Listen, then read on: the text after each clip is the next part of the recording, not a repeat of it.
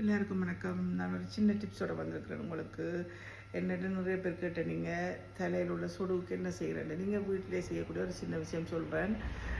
வேப்பமில்லை என்ன செய்யுங்க, மிக்சியில் நல்லபடியாக அரைச்சி போட்டு அதை வடியால் வடித்து போட்டு நீங்கள் என்ன ஷாம்போ யூஸ் பண்ணுறீங்களோ அந்த ஷாம்போட சேர்த்து வளமையாக நீங்கள் எப்படி முழுவீங்களோ வடிவ தலைக்கு அப்ளை பண்ணி நல்லா வடிவாக மசாஜ் செய்து போட்டு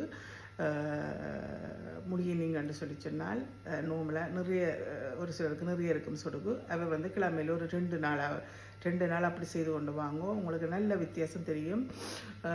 அதோடு சேர்த்து நீங்கள் வேணுமென்னா அலோவேரா ஜெல், நேச்சுரல் ஜெல் அது கடையில் விற்கிது, நீங்கள் வேண்டி அதையும் மிக்ஸ் பண்ணி செய்தீங்கன்னா நல்லா இருக்கும். அப்படி இல்லைன்னு சொன்னால் நோம்பலாக தனியாக வேப்பமில்லையும் ஷாம்புவுமே நீங்கள் யூஸ் பண்ணலாம். செய்து போட்டு பாருங்க, உங்களுக்கு நல்ல டிஃப்ரெண்ட் தெரியும். மற்றது இன்னொரு விஷயம், சொடுகு இருக்கிறவ குறைஞ்சது 2 நாளைக்கு ஒருக்கா தலைகணி உரம் மாற்றணும். ஏன்னு சொல்லி சொன்னால் நீங்கள் தலையை வச்சு படுக்க அந்த சொடுகு வந்து தலையணியில் பட்டு அப்புறம் நீங்கள் முகத்தை அதில் தேய்க்கல அந்த அதுன்ற இது வந்து உங்களுக்கு பருப்புடுறதுக்கான சாத்தியம் இருக்குது. பருப்போடும் கண்டிப்பாக. அப்படி இன்னும் கூடுதலாக நோட் பண்ணி பார்த்தீங்கன்னு சொன்னால் இப்போ சொடுகு இருக்கிறவைக்கு நெத்தியெல்லாம் பறி இருக்கும், சரியா? அதனால் நீங்கள் ஒருக்கா 2 நாளைக்கு ஒருக்கா தலைநூறையும் மாற்றி போட்டு இதை செய்து பாருங்க, உங்களுக்கு நல்ல வித்தியாசம் தெரியும். நன்றி, வணக்கம்.